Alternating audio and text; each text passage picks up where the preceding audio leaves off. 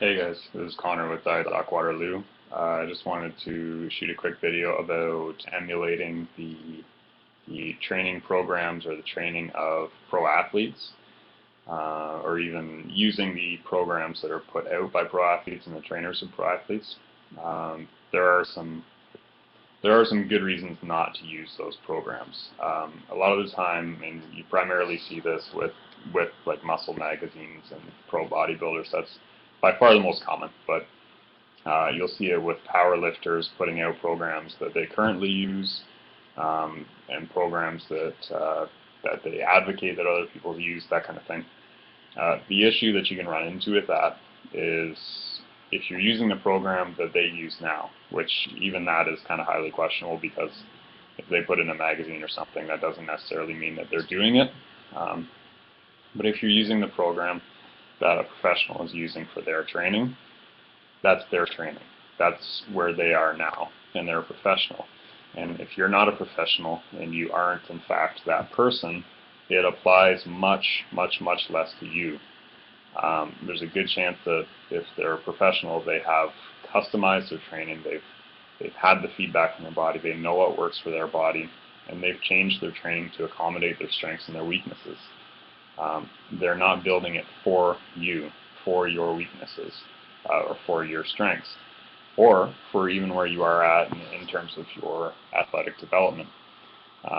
What a professional does now for their training is not necessarily the reason or the reason or the training that they use to get to the top. The training that is adequate for a 10-year professional in powerlifting is not the training that's adequate for someone that's been training for a year in powerlifting. That person that's training for a year in powerlifting has a lot more variables that they can draw from, and a lot more variables that they can benefit from and add to their training program. Whereas that person that's reached the top, the 10-year professional, person at the top of their game, at the top of the game, there are fewer and fewer variables that they can benefit from.